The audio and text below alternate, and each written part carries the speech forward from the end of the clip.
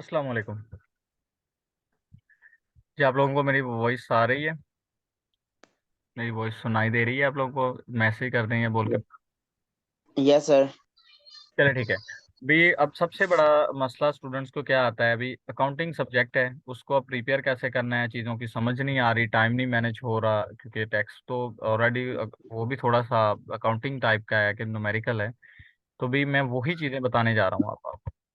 चाहे वो CMA है, चाहे वो FAR 1 है, FAR 2 है, MFA है, वट एवर जो भी सब्जेक्ट है। मैं अब आपके साथ मैंने जो स्क्रीन शेयर की हुई है वो आपको शो हो रही है? यस हो रही है। चलें फिर देखें। आपको पता है हमारे जब टीचर पढ़ाते हैं तो उनके क्लास नोट्स होते हैं जिनको हम हैंडआउट्स कहते हैं। अगर हम ऑनलाइन पढ़ें तो वो कुछ इस तरह के नज़र आ रहे होते हैं। ये देख रहे हैं आप?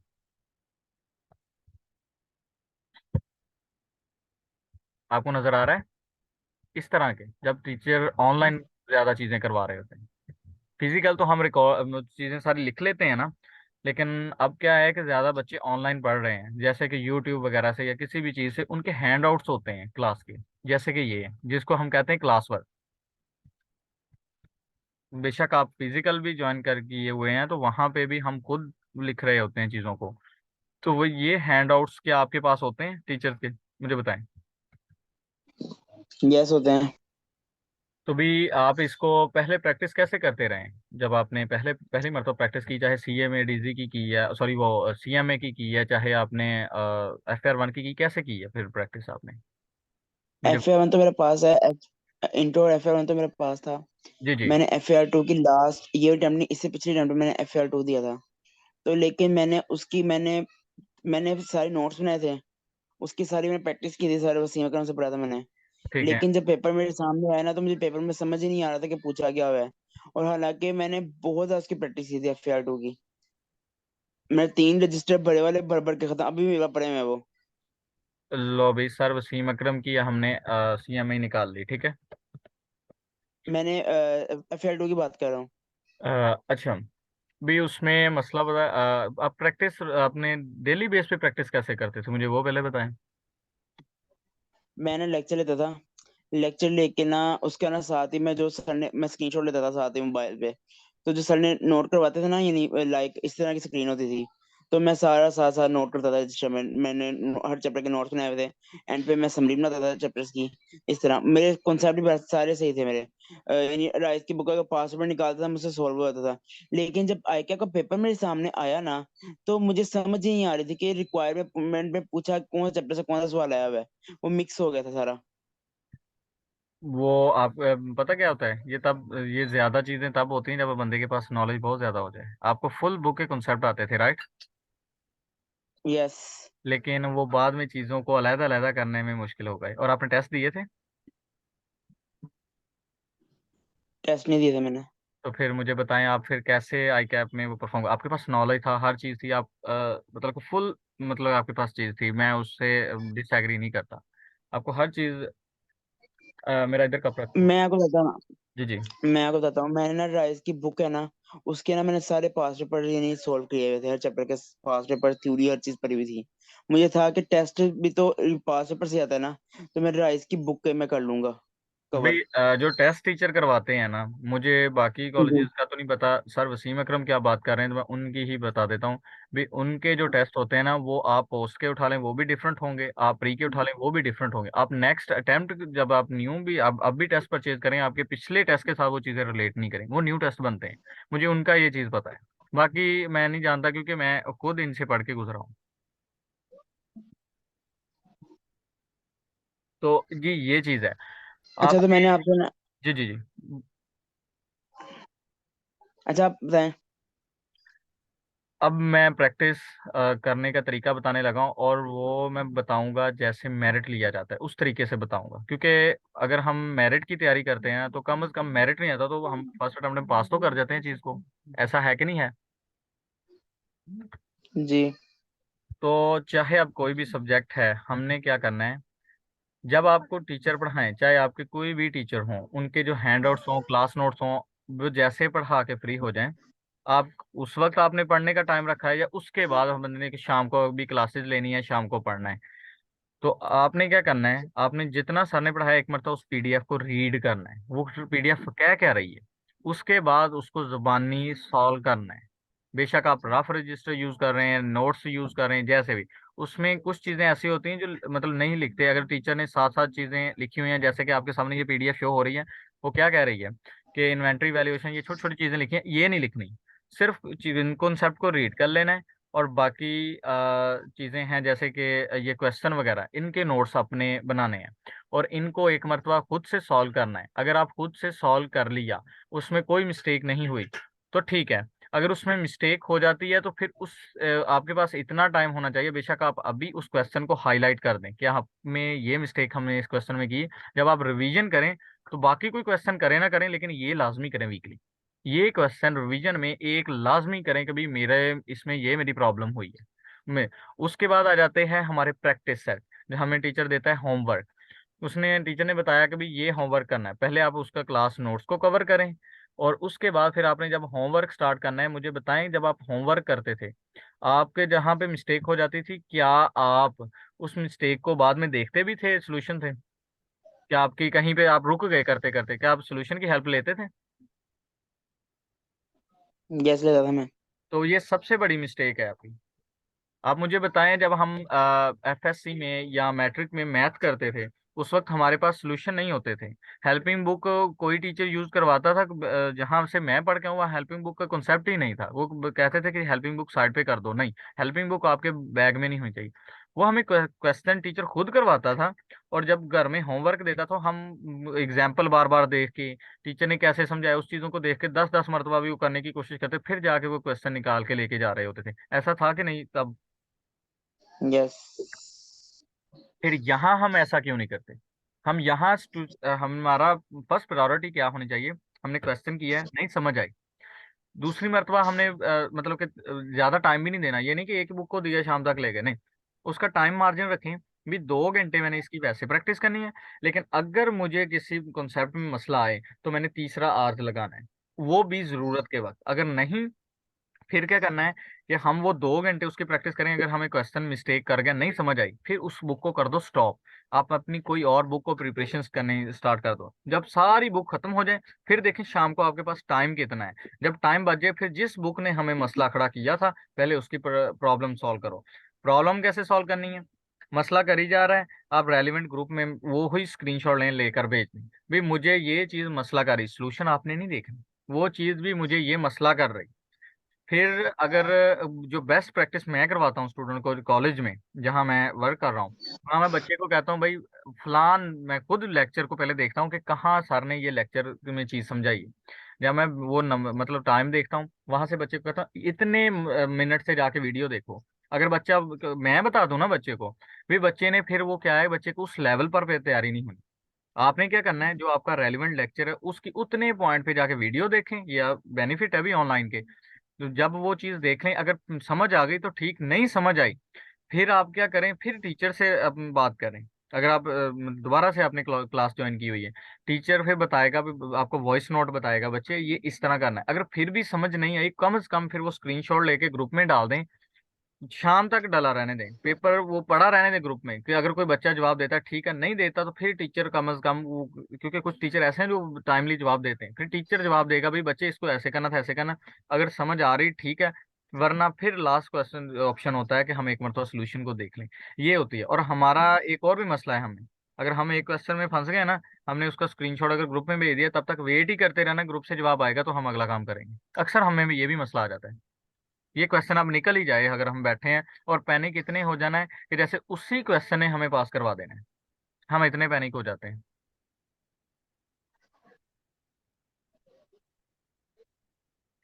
पता है कैसे पैनिक होते हैं?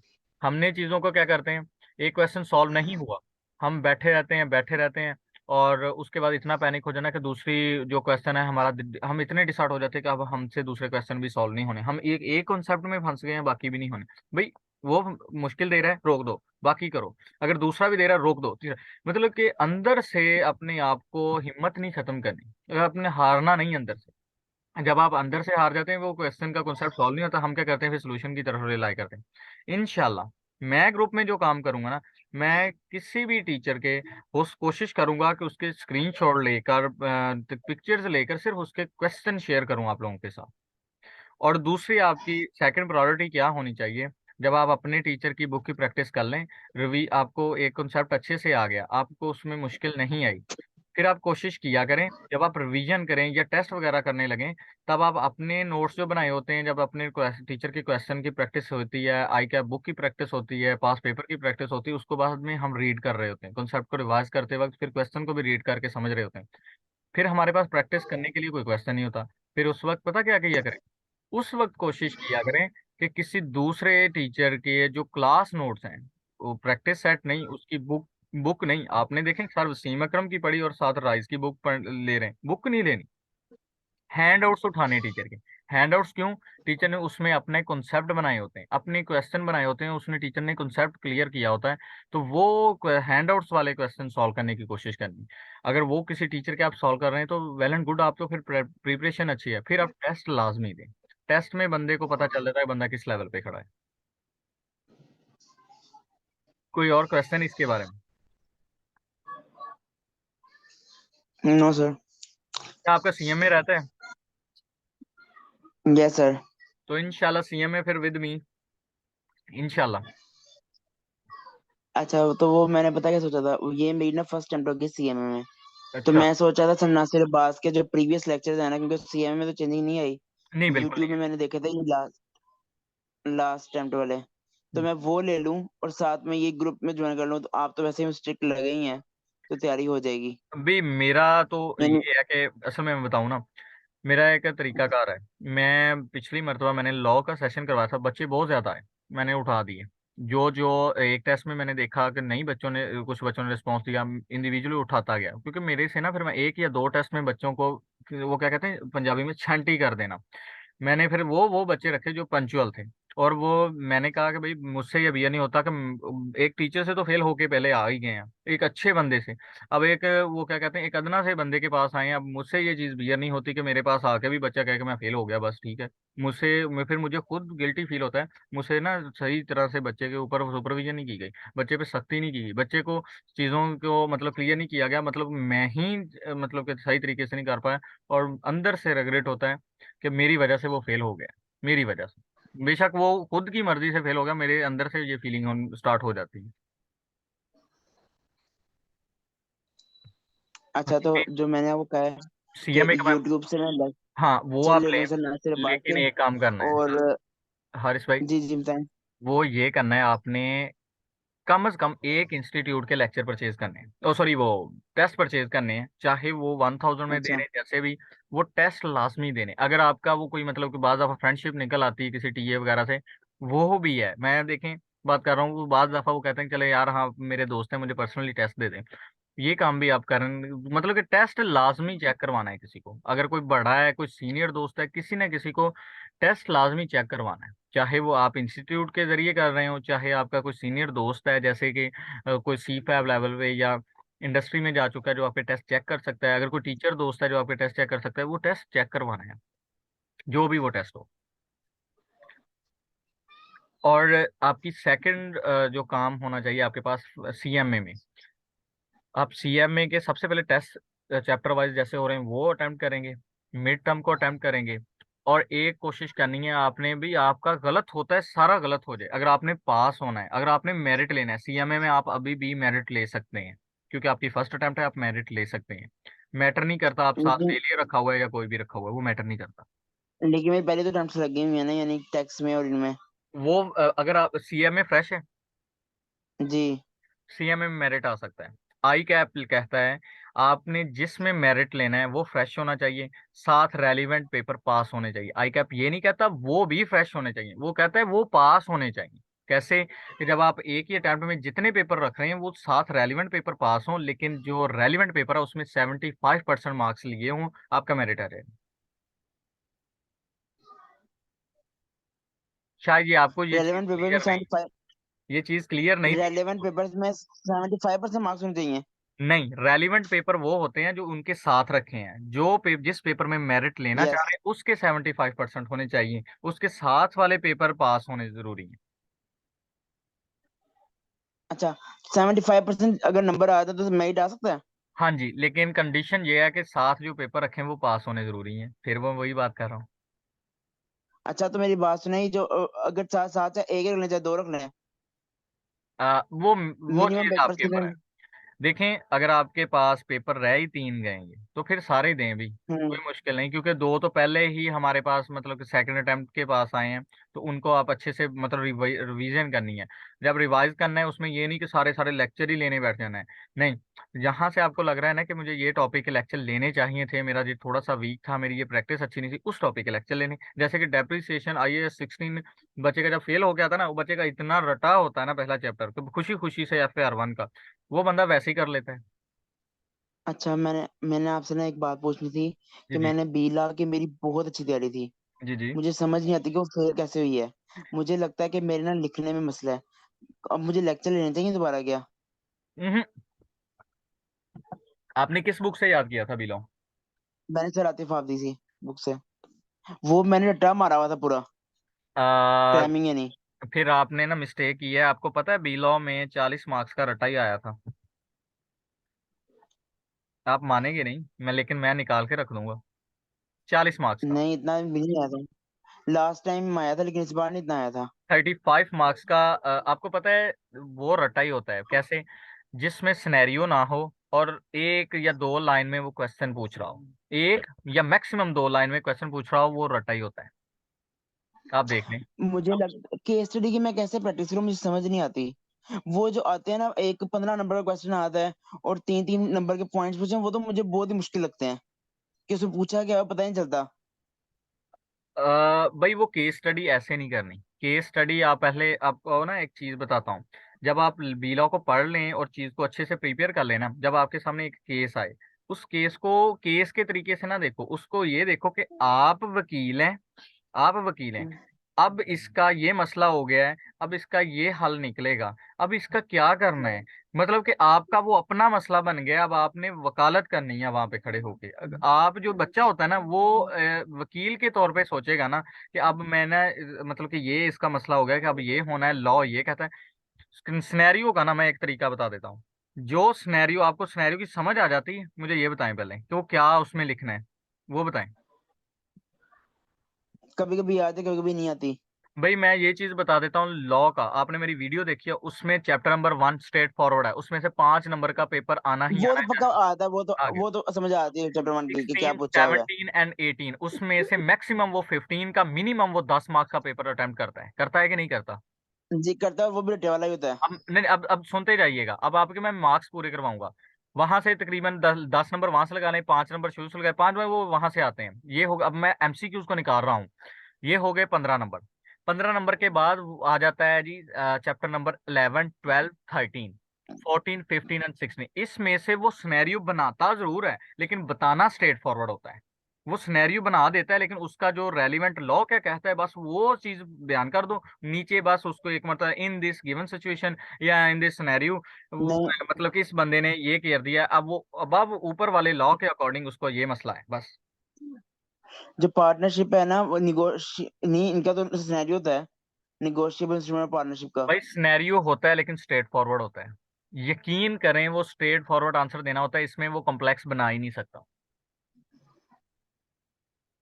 और लेकिन मुझे दूसरी उसमें बात, मसला आता है मेरी बात सुने, दूसरी बात क्योंकि ये उनका है, सिनेरियो इतना बड़ा चाहे वो, बनाया होता है कि मेरी बात सुने, चाहे वो कॉन्ट्रैक्ट एक्ट का सबसे ज्यादा मुश्किल जो है ना, कॉन्ट्रैक्ट एक्ट 1872 आता है यार, उसमें वो चीजें है ना बड़ी कॉम्प्लेक्स ही होती हैं, वो कभी चैप्टर नंबर 2 से रिलेट कर रहा है, कभी चैप्टर नंबर 10 से रिलेट कर रहा है, वो पता ही नहीं चलता किस किस चैप्टर से रिलेट कर रही है चीज, वो कॉम्प्लेक्स होती है। लेकिन पार्टनरशिप में वो कॉम्प्लेक्स नहीं होती, बंदे को पता है वो क्या कह रहा है, ऐसा है कि नहीं है? लेकिन मुझे मुझे नहीं मुझे पता नहीं चला कि वो पार्टनरशिप में क्या पूछ रहा है। लेकिन जैसे अब आई थिंक लास्ट टाइम पता चल गया था मुझे। और लास्ट टाइम तो कंपनी लॉ का वो पूरा एक पूरा चैप्टर पूछा हुआ था उन्होंने। स्ट्रेट फॉरवर्ड, हाँ जी। भाई असल में ना आई कैप ने ये जो 2 अटेम्प्ट गुजरी हैं इसमें मैंने स्टूडेंट को स्ट्रेट फॉरवर्ड, मतलब कि मेरे पास अभी बी लॉ का अगर मैं पेपर देखूं, 1 मिनट मेरे पास मिल गया तो ठीक है, वरना ग्रुप में आपके साथ मैं शेयर करूंगा, आपको पता चल जाएगा। बी लॉ का मैं 35 मार्क्स विदाउट एनी एमसीक्यूज, आपको स्ट्रेट फॉरवर्ड उसका आंसर आप जाके सोल्यूशन देख लें, अगर आई कैप ने अपलोड किया है या किसी टीचर का भी आया है, उसका स्ट्रेट फॉरवर्ड सोल्यूशन है, उसमें कोई ऐसी बात नहीं है। यकीन करें 35 मार्क्स, कोई बच्चे ने अगर पेपर दे के आया है ना लॉ का, काइंडली वो इस चीज को, अगर उसको ये चीज समझ आई है किसी और रीजन से पेपर फेल हुआ है, वो ये चीज बयान करेगा खुद के, तकरीबन 30 से 35 मार्क्स का पेपर स्ट्रेट फॉरवर्ड उसने रखा हुआ था। क्योंकि लॉ में ना, लॉ में बिजनेस लॉ इतना आसान है, इतना आसान है, उसमें उससे स्ट्रेट फॉरवर्ड के अलावा कोई चीज कॉम्प्लेक्स बनाने वाली रह नहीं गई। सिर्फ क्या था, हमें चीजों को ना आपको मुश्किल पता क्या है, आपने सारा याद किया था, सिर्फ चीजों को अंडरस्टैंड करने में कि क्या कहना है उसे, वहां मुश्किल आई है, वहां सिर्फ मैंने अभी मुश्किल आई है। पेपर खोला, जी जी। पेपर ओपन किया मैंने, जी पेपर जी। ओपन किया मैंने, जी और जी। उसमें जो स्ट्रेट फॉरवर्ड आया हुआ है ना, वो सिर्फ और सिर्फ आया हुआ है 17 नंबर का। आपके पास पेपर है तो मुझे स्क्रीनशॉट भेज दें, मैं अभी आपको क्लियर कर दे रहा हूँ, फिर मैं देखता हूँ। मेरे हाँ, पास ना हार्ड फॉर्म में पड़ा हुआ है। बिजनेस, 1 मिनट, लो जी, पेपर ही मिल गया, पेपर ही मिल गया, 1 मिनट 1 मिनट 1 मिनट, पेपर ही मिल गया। अब मैं आपको बता, भी आप, एक बच्चों का ना मसला ये है कि बच्चे एक तरफ से पेपर को स्टार्ट करते हैं, फिर मुश्किल आती है, भी टाइम नहीं बचाते। टाइम बचाना चाहिए, छोटे छोटे क्वेश्चन करके वो बंदे के जल्दी हो जाते हैं, और बंदे को जो क्रैमिंग चीजें होती है ना वो जल्दी किया करें। छोटे छोटे जो छोटे सवाल होते हैं वो क्रैमिंग टाइप के होते हैं, उनको जल्दी जल्दी कर दें, तो यकीन करें सारे का सारा हमारा ये पेपर अच्छा, आधा कवर हो जाता है। अच्छा, अच्छा, 22 नंबर का आया हुआ है, मैंने अभी एक और सवाल देखा है, 22 नंबर का आया हुआ है, ये रटा वाला। अच्छा ये देखें, डेलीगेटेड लेजिस्लेशन वाला 5 नंबर का था, जी, ऐसा ही ये है। रटा वाला। हाँ जी। जी। उसके बाद उसने नीचे identify any 5 differences between caution and undue influence, ऊपर उसने वो चीजें बयान की हुई हैं बड़ी घुमा फिरा के, सिनेरियो बनाया है, हम्म, लेकिन सॉरी क्वेश्चन नंबर 4 देखें, सॉरी सॉरी क्वेश्चन नंबर 3 नहीं, क्वेश्चन नंबर 4 में वो 5 डिफरेंस पूछ रहा है, कॉशन एंड अनड्यू इन्फ्लुएंस के 5 नंबर के थे, स्ट्रेट फॉरवर्ड थे, 10 यस। मार्क्स हो गए। उसके बाद वो identify any 2 difference between fraud and miss representation, अगर आपको वो छोटे से दो डिब्बे वाली चीजें सर आतिफ आबदी की बुक में नहीं आती तो कम से कम आप ऊपर से एक एक डेफिनेशन लिखते, साथ साथ एक एक पॉइंट लिख देते, तो वो चीजें क्लियर थी। 3 मार्क्स ये, 10 और 3 13। अब याद रखिएगा, हम्म। फिर ना कहिएगा कि मैं भूल गया। अच्छा। उसके बाद क्वेश्चन नंबर 6 में वो कह रहा है under the payment system and electronic fund transfer act 2007 identify the operational agreements. ये चीजें जब पेपर करने जाना था ना बच्चों ने, मैंने कह दिया था इस मरतबा ये ऑपरेशनल आ जाने कर लेना, और बच्चों ने किए थे, 4 नंबर का ये था, स्ट्रेट फॉरवर्ड क्वेश्चन था, ऐसा ही है। जी, जी, जी। 17 मार्क्स हो गए। हम्म। उसके बाद briefly explain when a person may be considered as an offender by virtue of which such person may be punished under the provision of the Prevention of Electronic Crimes Act। वो बड़ी सी एक डिब्बा सा था वो, आई थिंक चैप्टर नंबर 16 या 17 के last में। ये वो क्राइम्स वगैरह लिखे हुए हाँ थे। जी। तो ये 5 नंबर ये हो गए, तो आप मुझे बताएं, 17 और 5 22 मार्क्स हो गए। यस। इसके बाद अगला सी देखें, under the provision of the arbitration act for power yes, of arbitrator, for ये हो गए, कितने हो गए, ये 22, और फॉर 26। 26 हो गए। अब आगे आ जाते इनके हैं आगे। कि 1 मिनट 1 मिनट 1 मिनट 1 मिनट बस। अब लास्ट आ जाए क्वेश्चन नंबर 10। हम्म। इसमें से उसने कहा था under the provision of contract identify how and on what grounds are proposal stand revoke, offer का रिवोक होना था यार। 5 नंबर ये, 26 में हम्म। 5, 31 हो गए। 26। यस। और उसके बाद इसी का बी पॉइंट देख लो, briefly describe the rules in respect of time and place for the performance of a promise, और जिसमें चैप्टर नंबर 6 आई मीन 7 में उन्होंने वो एक डिब्बा फरमाया हुआ है यस। माशाल्लाह आई कैप की और सर आतिफ आबदी की बुक में। वो वाला। हाँ, तो जो 4 नंबर ये हो गए भाई, 31 और 4 कितने हो गए, 36। 36, और इसमें से 5 एमसीक्यूज ऐसे डाल लो जो स्ट्रेट फॉरवर्ड हर बंदे के सही हैं। अच्छा, मेरी बात सुने, ये चीजें मैंने सारी सही लिखी थी, ये 36 नंबर का जो पेपर था। जी जी ये मैंने बिल्कुल सही लिखा है स्ट्रेट फॉरवर्ड, ये मैंने कांटे ही मारे, मैंने बड़े बड़े, ये मैंने करके ना यानी खुश था कि ये मेरा हो गया सही। जी जी। उसके बाद मैंने एमसीक्यू भी 10 मेरे ठीक थे, तो मेरे भी 38 मार्क्स कैसे आए हैं? भाई कहीं ना कहीं तो फिर मिस्टेक हुई है। अगर आपका ये क्रैम सही था ना, मेरे साथ जो हम्म, स्टूडेंट करके आए थे ना, मैंने उनसे ये सुने थे आगे। मैंने कहा जो क्रैम बेस है ना हम्म, वो मुझे सुनाए, सिनेरियो बेशक रहे। और सिनेरियो में मैं क्या चीज सुनता हूँ बच्चों से, सिनेरियो में ये चीज सुनता हूँ कि बच्चों मुझे बताएं कि सिनेरियो में कम से कम आप वो प्रोविजन बता दें। मुझे सिनेरियो नहीं सुनना कि आप अपनी वर्डिंग में क्या बयान करके हैं, मुझे प्रोविजन बता दें, उससे मुझे पता चल जाता है बच्चा पास हुआ है या नहीं। क्योंकि सिनेरियो में मैं बच्चों से कहता हूँ भाई, अगर वो देखें, अगर मैं सिनेरियो ही उठा लूँ एक क्वेश्चन 4 नंबर, इससे ऊपर क्वेश्चन नंबर 9 का ए पार्ट 4 नंबर का था, उसमें सिर्फ आप प्रोविजन बता देते ना, 2 मार्क्स आपके आ जाने थे। एक्सप्लेनेशन गलत भी बता देते, नहीं बतानी थी ना बताते, वो 1.5 से 2 मार्क्स आपके पक्के थे। प्रोविजन ये देती है, प्रोविजन कम से कम मार्क्स से निकाल देती है। अगर आपने क्रैम किया था, चीज की समझ आ गई वो क्या कहना है उसे, बस प्रोविजन लिख दो, अंडर द कॉन्ट्रैक्ट एक्ट, बस प्रोविजन लिखते जाओ, प्रोविजन लिखते जाओ।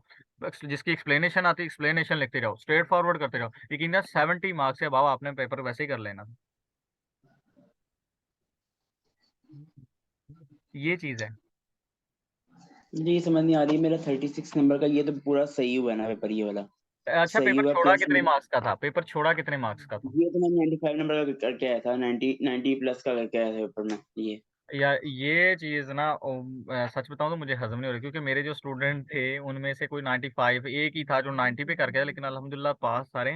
ये 40 मार्क्स का तो स्ट्रेट फॉरवर्ड था। अगर एमसीक्यूज एक तो वो आ जाता है स्ट्रेट फॉरवर्ड। उन्होंने क्वेश्चन नंबर मतलब कि पहले चैप्टर में से 6 नंबर का पेपर अटेम्प्ट किया हुआ, और हर मतलब वो 6 नंबर लेता ही लेता है, एक एमसीक्यूज में ले लेता है, 5 उधर डाल देता है।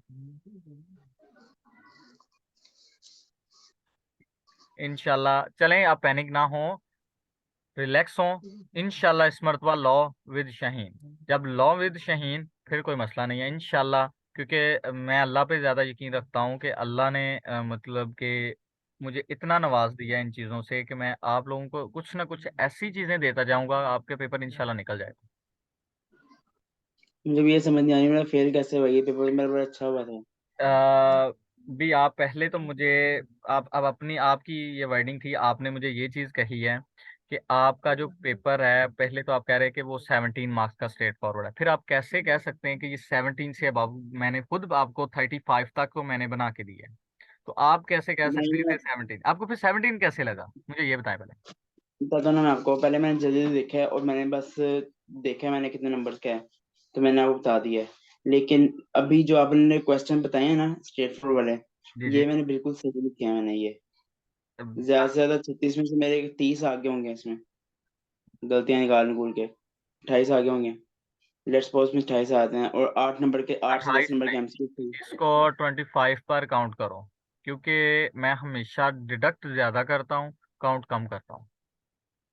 चलिए 25 नंबर यहाँ से आ गए, 10 नंबर एमसीक्यू से लगा लें, 8 नंबर लगा लें एमसीक्यू से, चलो, 50% उसके भी लगा लें। तो जब आई कैप का 33 नंबर। सजेस्टेड सोल्यूशन आएगा ना इस मरतबा, तब आप रिलेट जी। कीजिएगा उससे कि क्या कहता है। ठीक है। हम्म, हाँ, जब आई कैप का सजेस्टेड सोल्यूशन आएगा ना, तब आप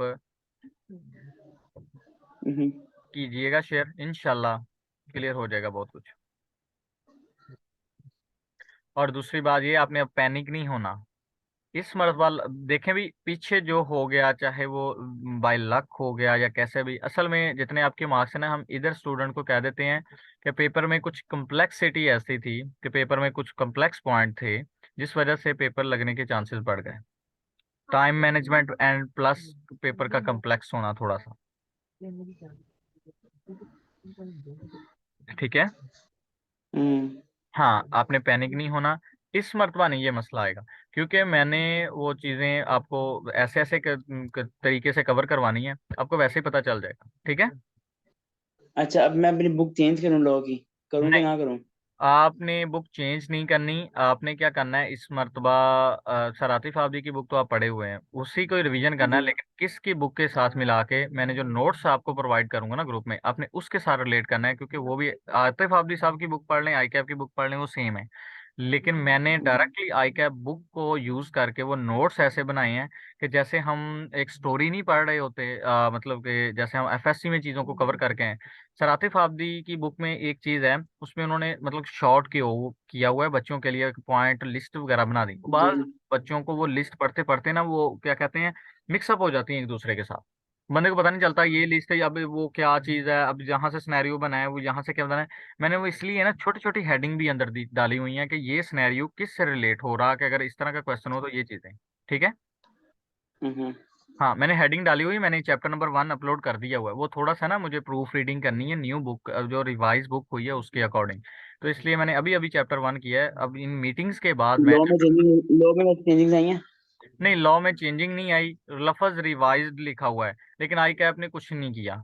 जी जी, मैं आपका क्वेश्चन देख रहा हूँ, मैं अभी आपका जवाब देता हूँ।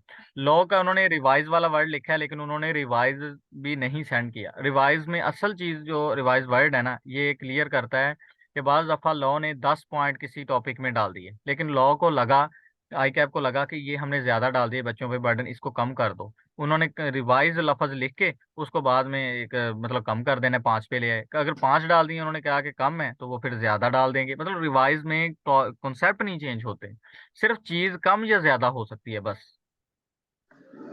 हम्म। तो ये चीज है, इसलिए मैं जो नोट्स आपके आपके साथ शेयर करूंगा वो इंशाल्लाह आपके लिए बेनिफिशियल होंगे। लेकिन अगर आपके पास सर आतिफ आबदी की ओल्ड बुक है तो आप पास रखें उन नोट से। जो मैंने एक्स्ट्रा चीजें बाज दफा थोड़ी कहीं लाइन को कंप्लीट करने के लिए मैंने एक्स्ट्रा चीजें लिखी होती, उनको साथ साथ मिला लीजिएगा। वो उससे ये है कि आपके बहुत सारी चीजें और बहुत सारे कॉन्सेप्ट क्लियर होते रहेंगे। ठीक है।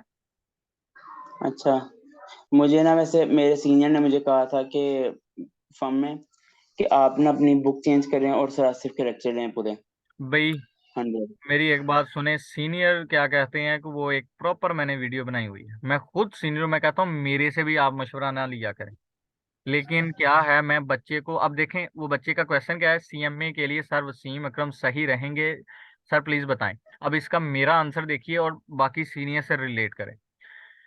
भाई सीएमए के लिए सबसे पहले मुझे आप ये बताएं कि आपका मैथ स्ट्रांग है या आपका अकाउंटिंग स्ट्रांग है, पहले मुझे ये आंसर दें।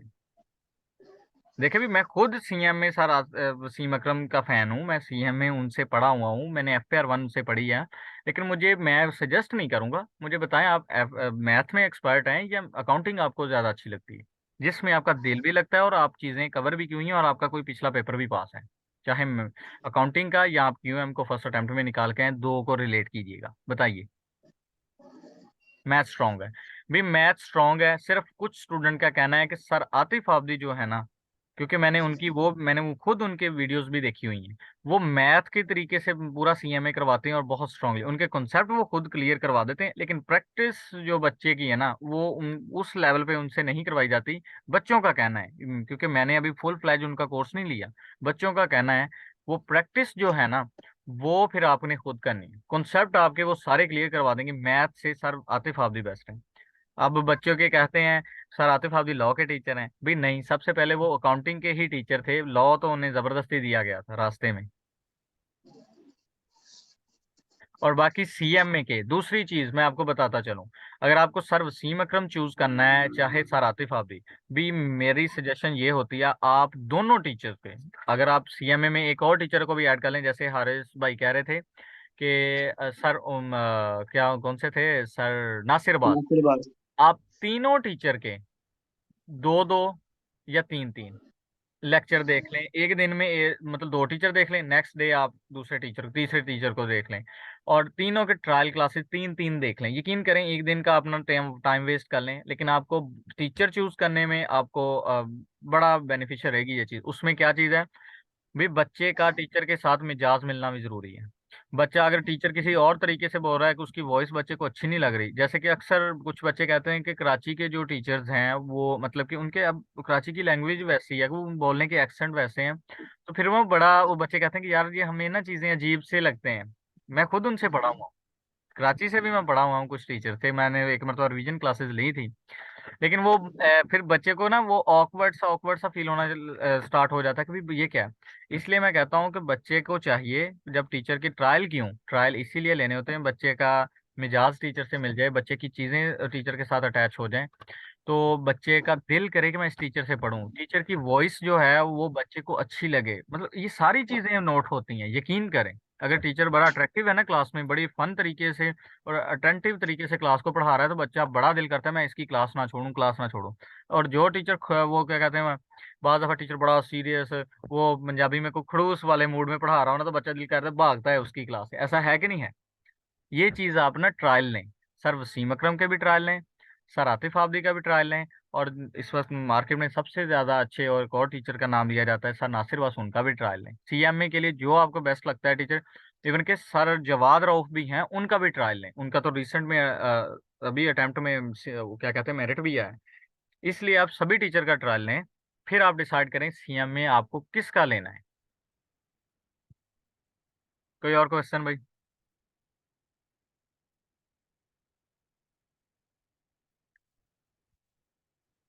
बोल दें कोई और क्वेश्चन।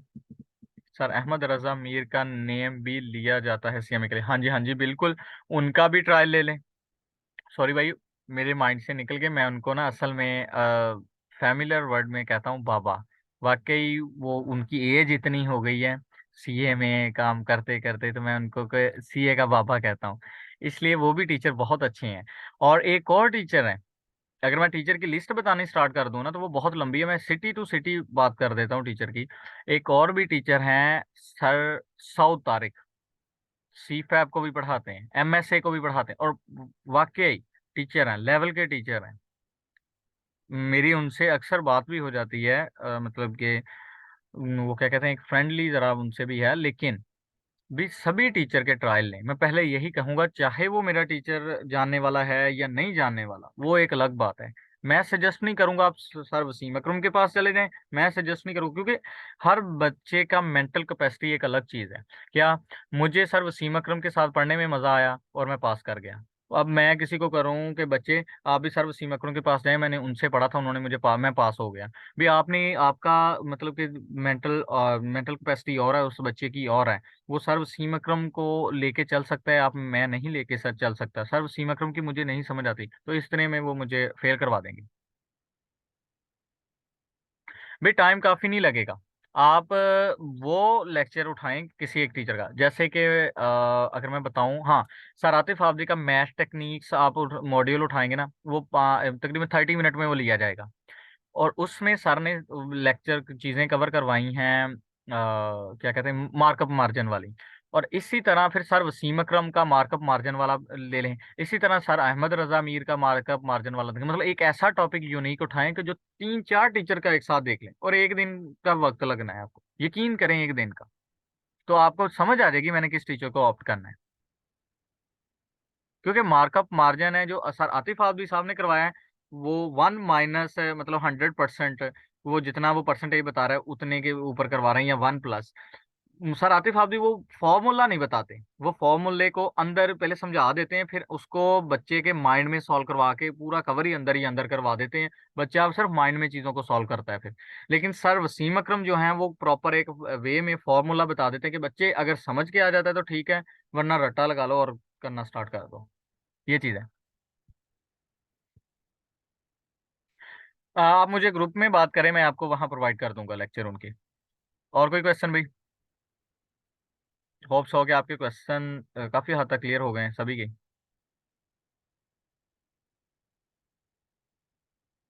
मीटिंग एंड करें फिर, बता दें। वैसे भी वो 1 मिनट का टाइमर दे दिया उसने मुझे। Okay sir, thank you so much. मेरी सारी क्वेरी रिजॉल्व हो गई हैं। चलें ठीक है, जो आपकी रह भी जाएंगी वो ग्रुप में आप क्लियर कर सकते हैं मुझसे। इंशाल्लाह मैं डिस्क्रिप्शन में अपना नंबर भी डाल दूंगा यूट्यूब पर, तो वहां से भी आप मतलब मुझे कांटेक्ट कर सकते हैं, जो मेरी पब्लिकली भी कोई वीडियो को देख रहे हैं। सीएमए का ग्रुप में, हाँ जी, वहां पे आपको ऐड कर दूंगा।